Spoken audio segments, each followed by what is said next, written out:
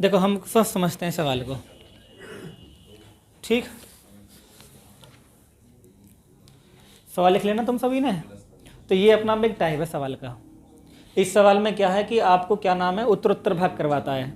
उत्तरोत्तर का मतलब होता है उत्तर में भाग देना होता है लगातार आपको, ठीक है।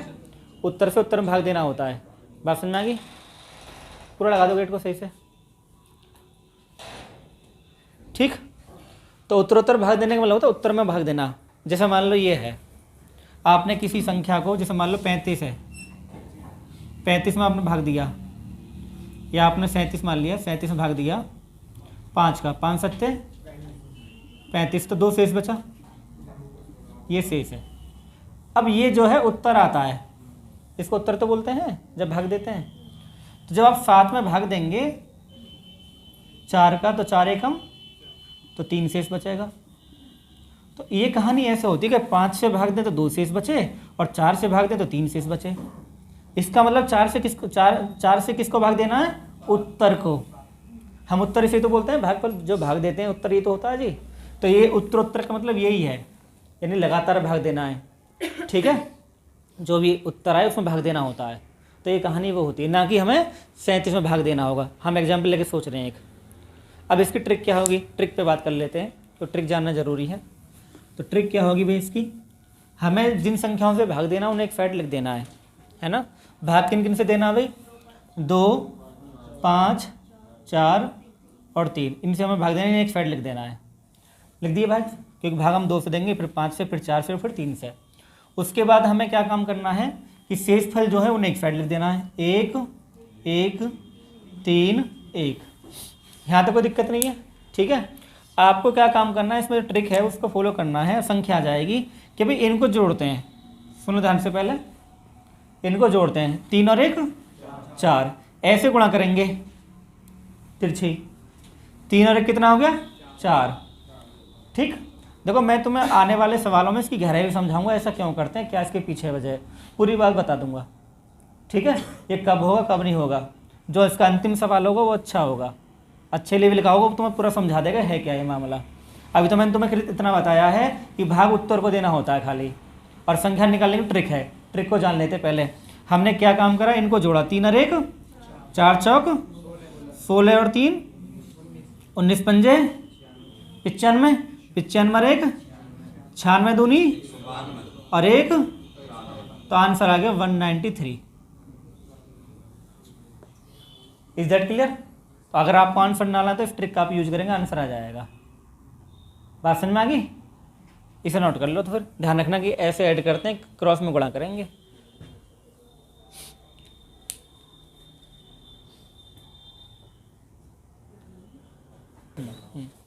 देखते भी इस सवाल को जल्दी से। हमें पता है कि हमने अभी सवाल सीखा है कि पहले जिनसे भाग देते हैं उनको एक साइड लिख लेते हैं, 7 और 4, और जो शेष बच रहे हैं उन्हें एक साइड लिख देते हैं, 3 और 2। तो हमें क्या काम करना है कि हमें संख्या निकालनी होती है। संख्या निकालने का तरीका होता है, इन्हें जो बराबर में होते हैं उन्हें जोड़ते हैं। 4 और 2 6, 6 सत्ते 42 और 3। तो अगर हम संख्या पूछे तो संख्या कौन सी है, वो 45 है। अब 45 को हमें किससे भाग करना है? 28 से। तो 28 एकम 28, तो कितना बचेगा शेष में? 17। तो 17 शेष बचा, और यही हमारा आंसर है। मैं तो एक बार क्रॉस चेक करके दिखाता हूँ, इसका छोटा सवाल है, क्रॉस चेक आसानी से हो जाएगा। मान लो संख्या क्या है? 45। 45 को तुमने शुरू में भाग करना है किससे? 7 से। देख लो एक बार बोर्ड पर, बाद में तल लेना। ये कितना है? 7 से। तो जब 7 से भाग करेंगे 7 छिंग 42, तो शेष कितना बचा? 3। और यही हमें बोला हुआ है कि जब 7 से भाग देते हैं कितना शेष बचता है? 3। 7 से भाग देते हैं कितना शेष बचता है? 3। तो यहाँ 3 शेष बचा है। फिर कह रहे हैं कि उसी संख्या को अगर हम 4 से भाग दें लगातार, तो 4 से जब भाग देंगे 45 को नहीं देंगे, 6 को देंगे। तो 4 एकम 4, तो कितना शेष बचा? 2। यानी ये वाली संख्या यहाँ पे आ जाती है ना। लगातार का मतलब ये होता है कि हमें क्या काम करना, उत्तर को ही भाग देना होगा। तो क्लियर हो गया? अगर हम 45 को 7 से भाग दे रहे हैं तो 3 शेष बच रहा है, और लगातार का मतलब फिर 6 को भाग करना है 4 से, तो कितना शेष बचता है? 2 शेष बचता है। तो संख्या क्या है वो हम यहाँ पे सीख गए ट्रिक के संख्या कैसे निकालते हैं, और ये क्रॉस चेक हो गया है। कि हाँ ये जो बात है वो ठीक है। बात समझ में आ गई जी?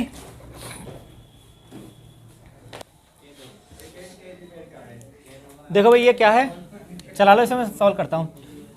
2 है, 3 5, बात नहीं बेटा बात नहीं। देखो जरा, जिनका हो गया वो ठीक है, जिनका नहीं हो वो कर लेंगे, ठीक है ना। 2 3 5 शेष कितना भाई? 1 2 और 3। तो हमें संख्या कैसे निकालनी है? ऐसे प्लस करना है, ऐसे गुणा करनी है। तो 5 और 3 8, 8 दिया 24, 24 और 2 26, 26 दूनी 52 और 1 53। तो संख्या कितनी आ गई? 53। किससे भाग देना है इसे? 7 से।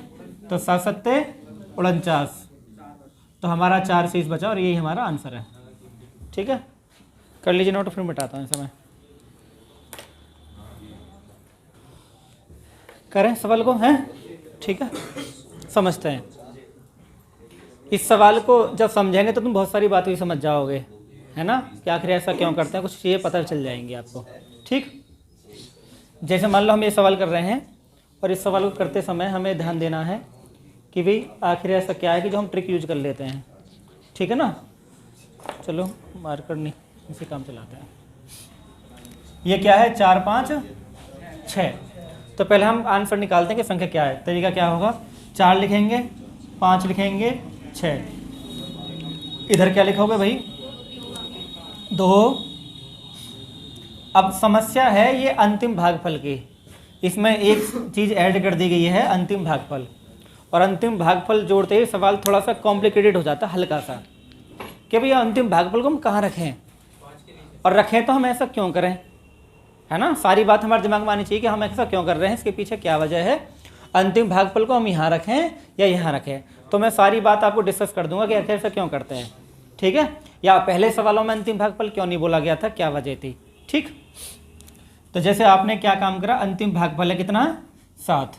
7 को यहाँ पर रख दिया, जबकि यहाँ पर हम क्या रख रहे थे? शेष। भाई ये टेबल किसकी है? शेषफल की। लेकिन 7 क्या है? ये अंतिम भागफल। तो अंतिम भागफल को आपने यहाँ क्यों रखा? पहला वाला सवाल तो ये बनता है ना, कि है क्या, बताऊंगा मैं आपको, पहले सवाल कर लेते हैं। तो मैंने कहा कि क्रॉस मल्टीप्लाई करेंगे, 7 छिंग 42, क्रॉस है ना, गुणा होगी 42 और 5 47। तो ऐसे प्लस कर देंगे, 47 गुणा 5, अगर आपको नहीं आता तो 47 गुणा 5 कर लेंगे, 5 7 35, 5 चौक 20 और तो 3 235, यानी आपने गुणा कर ली। 235 में आपको कितना जोड़ना है? 3 जोड़ना है, तो 238। फिर गुणा करनी है 4 की, तो गुणा कर देंगे 4 की। तो 4 अट्ठे 32 का 2, 4 तिया 12, 12 और 3 15, 4 एकम 4 दूनी 8 और 1 9, 952। फिर आप 2 जोड़ देंगे बाद में, तो आपने 2 जोड़ दिया तो 954। तो हमारा आंसर आ गया 954। बात समझ में आ गई? अब मान लो हम, जैसे पहला सवाल है, पहला सवाल क्या पढ़ा था हमने, कि यदि किसी संख्या को 7 से भाग दें तो 4 शेष बचे।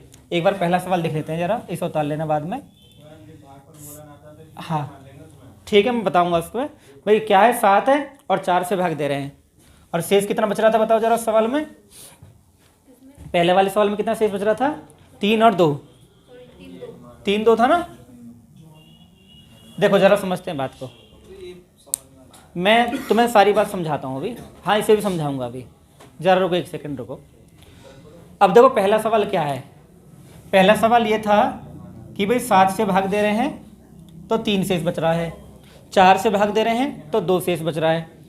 अंतिम भागफल क्या आता है, ऐसे गुणा करते हैं, मैं तुम्हें समझाता हूँ तो डिटेल में समझो। 4 और 2 6 7 42 और 3 तो 45 हमारी संख्या आ गई थी। ठीक है, 45 संख्या आ गई थी, और 45 को हमने 28 से भाग किया तो 17 आंसर आया था। अब थोड़ा सा इसको क्रॉस चेक करते हैं कि है क्या मामला ये। जब 45 को आपने 7 से भाग किया तो 7 छिंग 42, तो कितना शेष बचा? फिर आपने क्या काम करा, 6 को भाग किया 4 से, 4 एकम 4, तो कितना आया? 2। ये क्या है? शेष। ये क्या है? शेष। अब मुझे बताओ ये एक क्या है? इसे बोलेंगे भागफल, और ये अंतिम भागफल है, अंतिम भागफल है। जब हम ट्रिक लगा रहे थे अंतिम भागफल की, यहाँ ट्रिक लगा रहे थे। अब सवाल को हम ऐसे करेंगे, इसमें बोल देगा कि अंतिम भागफल 1 है, तो इसको क्या करते, 7 लिखते, 3 लिखते, 4 2, अंतिम भागफल 1। भाई अंतिम भागफल 1 ही तो है, और जब 1 की 4 में गुणा करोगे 4 ही आएगा, तो हम इसलिए 1 को नहीं लिख रहे थे। आपने जितने सवाल पढ़े हैं इन सब सवालों में अंतिम भागफल 1 ही था। बात समझ में आ गई? भाई जितने सवाल आपने पढ़े हैं इससे पहले किए हैं सब में अंतिम भागफल 1 ही था, लेकिन उन्होंने बोला नहीं सवाल के अंदर, क्योंकि 1 का कोई फर्क नहीं पड़ता। जब भाग देंगे तो अंतिम भागफल 1 आ रहा था, लेकिन जब भी अंतिम भागफल चेंज होगा, 2 आएगा 3 आएगा, तो वो बोलेगा जरूर, वो बोलेगा जरूर। अंतिम भागफल 1 होगा तो साइलेंट हो सकता है, कोई दिक्कत नहीं है, लेकिन अंतिम भागफल अगर 2 होगा 3 होगा तो बोलना पड़ेगा, क्योंकि फिर ऐसे ट्रिक काम नहीं करेगी फिर। तो ट्रिक ये ऐसे चलती है। और हमें गुणा क्यों कर देते हैं इसकी? ये कोई वो नहीं है, जब मान लो ये वाली चीज़ है, ये सेम ही तो है भी, यहाँ पे 1 तक फर्क नहीं पड़ा, तो जितने सवाल है सब में 1 ही था, इसलिए हमने क्या काम करा कि डायरेक्ट ऐसे जोड़े, ऐसे गुणा करी। हमने अंतिम भागफल 7 क्यों लिखा? इसके पीछे वजह ये है, इसके पीछे कोई खास वजह नहीं है, इसको बोलते हैं शेष, इसको बोलते हैं भाजक। मेरी बात ध्यान सुनना। और यह है भागफल। तो मैंने आपको कल एक फॉर्मूला पढ़ाया था, फॉर्मूला क्या था? भाज्य बराबर भाजक गुणा भागफल प्लस शेषफल। तो भाजक तो 6 है और भागफल कितना है? 7। तो 6 गुणा 7 प्लस कितना है? 5। तो कितना है? 6 7 42 और 5 47, यानी ये जो 47 आया है। तो ये जो तरीका है ये सिर्फ इस फॉर्मूले को ही मॉडिफाई कर दिया है, यानी इस फॉर्मूले को ना लिख के हमने डायरेक्ट ट्रिक से बना देते हैं। यानी जो हमने पहले कल क्लास में पढ़ा था, मेरी बात सुन लो ध्यान से, कुछ नहीं है, कोई सिगुफा कोई मैजिक कुछ भी नहीं है, खाली सिंपल फॉर्मूला है, बच्चे को फॉर्मूला बता के ट्रिक बता देते हैं। है ये कहानी वही, भाजक में भागफल गुणा करिए और प्लस शेषफल करा तो संख्या तो आएगी, और वो जो संख्या आएगी वो फिर दोबारा से मल्टीप्लाई होगी, फिर शेषफल जुड़ेगा। बात समझ में आ गई? क्योंकि वो भागफल था किसी ना किसी का, तो ये ट्रिक बन जाती है ऐसे। इसमें कोई ऐसा वो नहीं कि हाँ जी मैजिक है, कोई बहुत तगड़ी ट्रिक बता दी गुरुजी ने, ऐसा कुछ नहीं है। ये सिंपल ये फॉर्मूला है कि भाजक में भागफल, जब भागफल 1 होगा तो भाजक प्लस शेषफल डायरेक्ट हो गया 6, और इसमें 4 और 2 6 हो गया डायरेक्ट, क्योंकि 1 था ना, तो 1 की गुणा करने का प्रभाव नहीं पड़ा। तो जितने आपने सवाल पढ़े हैं सब में क्या था? अंतिम भागफल क्या था? 1 होगा।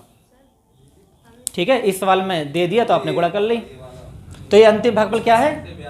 7 हो गया, 6 7 42 और 5 47 आ गया।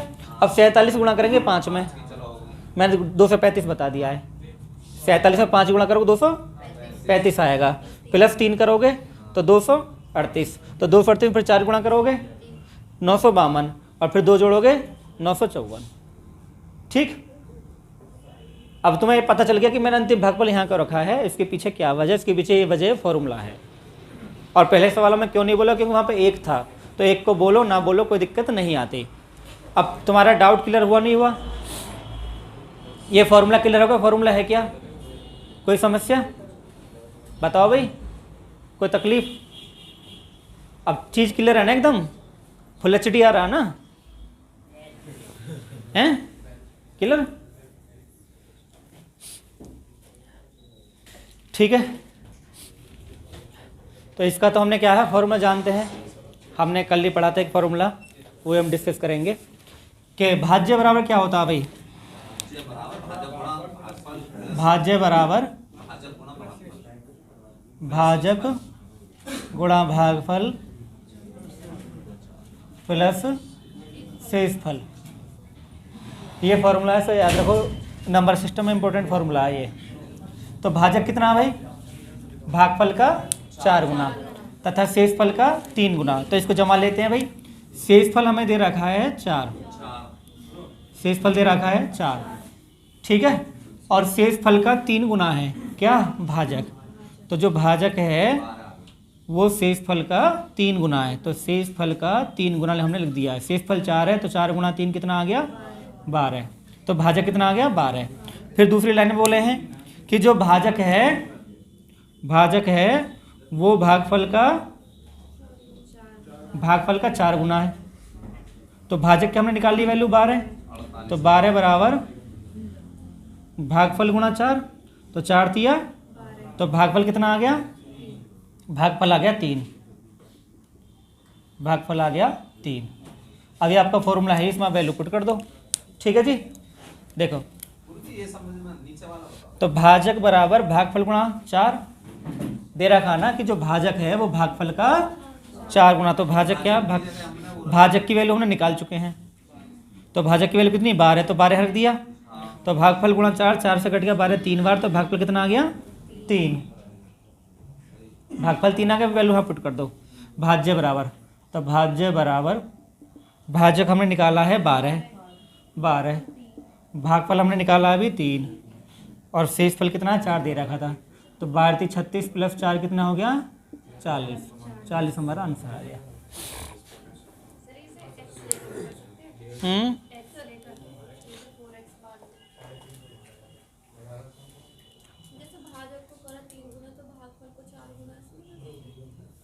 वो भाजक ना है, जो भाजक है वो तो भागफल का है 4 गुना।